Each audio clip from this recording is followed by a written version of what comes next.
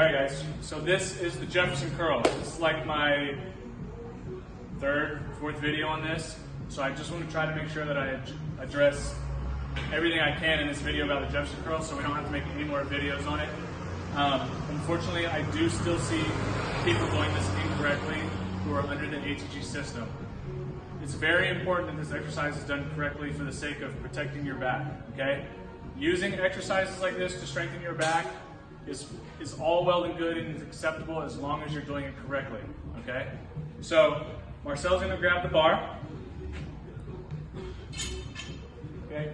Most people, a lot of people should really be starting this exercise with no weight whatsoever.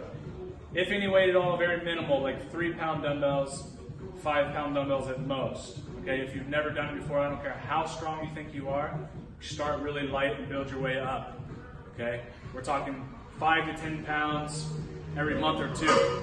That's about as far as we want to go with it. All right. So it's very important that we start from the neck.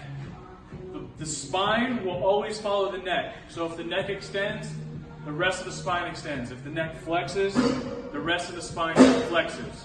So we're going to curl the neck. So think about tucking your neck or your chin into your neck or into your chest first and literally rolling down. I don't want you really doing much with the bar except just holding it. All right. The other thing we don't want is it's not an RDL or a deadlift, so we're not using our lats to pull the bar into our body.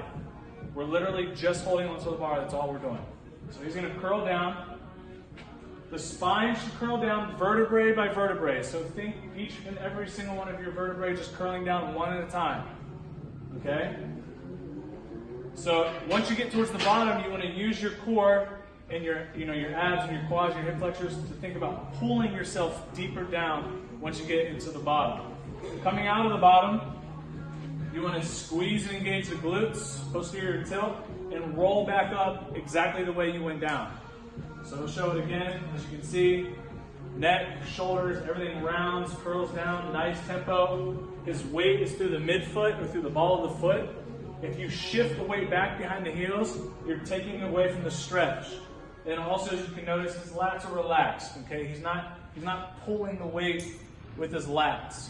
That's one of the biggest indicators that the weight's way too heavy for you, is you're not actually using the spinal erectors to load the weight, okay?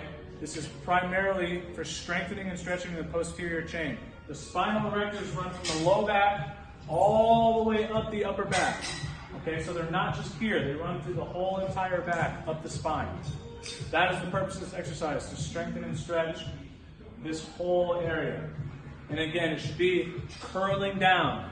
It shouldn't be choppy. It shouldn't look like an RDL. You're not pushing the hips back. The chest shouldn't be like you're curled over. One vertebrae at a time. Make sure you breathe. Okay, again, weight in the ball of the foot. You're going to do 10 reps. On the last rep, you're going to hold for 30 seconds. Don't try to come back up after that last rep. Just drop the weight. Come back to the next set, okay? Because you'll be too fatigued to try to lift the weight. So as you can see, his hip stays right in line with his leg, his ankle, everything's in alignment here, which means the hamstring is under maximal stretch. We never want the hip to go back behind. Okay, we always want it to stay stacked over. That's how we use this most efficiently. Get a strong back, stretch out the hamstrings. Okay, again, low weight, build up. Just because you see somebody doing it with 80, 90 kilos does not mean you should be doing it with 80, 90 kilos. It is always best to start light with this exercise and work your way up.